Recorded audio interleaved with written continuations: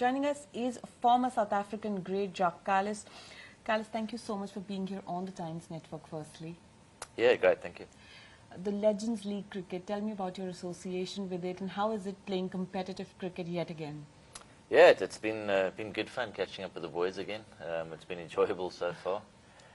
So looking forward to the rest of the tournament. I think we all are. It's nice to catch up and play some good competitive cricket again. Yeah, just looking forward to having some more fun.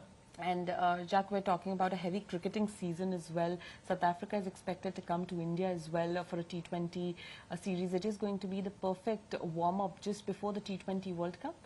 Yeah, it is. It's nice that the guys are going to get some cricket coming up before that World Cup. So important preparation, even though the conditions will be very different. But you know, it's still good to be playing that competitive cricket in that format before a big tournament like that. And you know, we are talking about the T20 World Cup, one of the biggest tournaments happening post-COVID in Australia. Of course, India versus South Africa on 30th of October. What are the key battles that you're looking ahead to? Again, in big games like that, you need to dominate, you know, the important parts. In each game, there are pivotal points that come where you have to play it better than opposition. You need to recognise those. So, yeah, hopefully we'll recognise those and play it better than opposition. But you know, you need a bit of luck to go your way in those type of tournaments as well, and in the big games. So, but I know South Africa will be prepared, and it'll be a great game to watch.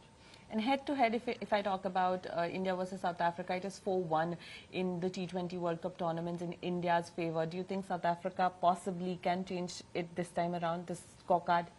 I hope so. I think given the conditions, probably suits Africa a little bit more with the bouncier wickets. But you know, India has travelled the world and done well, so it'll be a tough side to beat. So, I mean, India going in there, to be fair, is probably one of the favourites. So not a bad tag to go in as one of the underdogs, even though South Africa's played some real good cricket lately.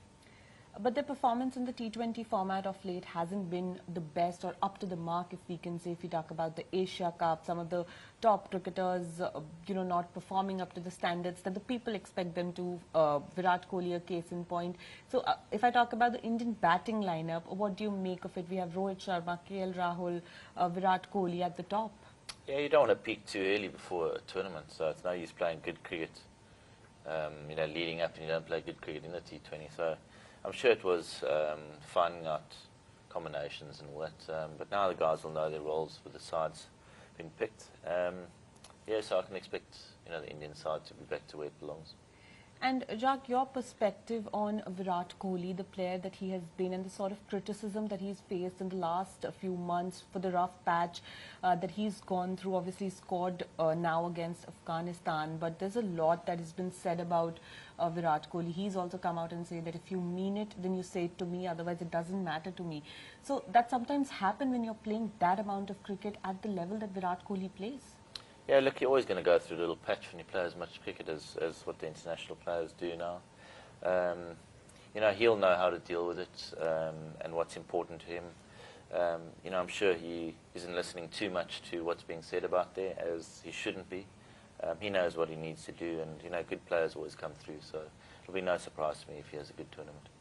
And any words of advice for the Indian team before they go into the T20 World Cup? We have a lot of young blood as well in Rishabh Pant, a lot of expectations from him as well. Look, as a team in a World Cup is always going to be under pressure, and the key is how you deal with it. You know, but the team will have strategies and know how to go about and their ways of dealing with it and what they want to do and achieve. The role definition will be really important. But yeah, I suppose it's like any tournament, go out there and enjoy it, and obviously try and do your best and play the key moments better than the opposition. And there's also going to be a sense of normalcy. We'll have fans in the stadium. The 2 years have been hard for everyone. Slowly and steadily, countries are opening up, stadiums are being filled up. So this is one of the biggest tournaments that's happening in a post-pandemic world, if we can say. So it's going to be exciting for the fans. It is, yeah, and I think for the players as well. It's not nice playing when there's no atmosphere. So I think the players will be looking forward to it. I know the fans will be looking forward to it. Without the bio bubble. Yeah, it was a horrible time to live in. It's nice to be past it now, and we can be back to some sense of normality. And Jacques, lastly, before I let you go, your top 4 for the World Cup would be? I'm going to throw South Africa in there because I'm South African. Yeah. I suppose India's got to be up there as well. England's played some good cricket. And the fourth one's a tough one. Australia being at home, it's tough to perform at home, but they know the conditions. maybe those 4, but then again, I've learned from World Cups, anything can happen. So I think it's a nice thing about this World Cup. I think it's pretty open. Anyone can come in and win it. And there's a lot of talk about West Indies also being unpredictable like they are. Sri Lanka has played some very good cricket in Asia Cup, winning that. So they are also going to be unpredictable but important teams to take note of. For sure. If I was a betting man, I could put my money on anyone. I would say put it on anyone. And any players that you're specifically looking forward to see perform, or you're happy that they're getting an opportunity to be at this global platform of a T20 World Cup? Again, just seeing all the players perform in a venue where it's nice and full, there's good atmosphere. The players are no doubt looking forward to it. First big tournament after our pandemic, like you said, so I think the guys will be keen to get out there and perform and show what they're made of. Well, thank you so much for your time. Thank you.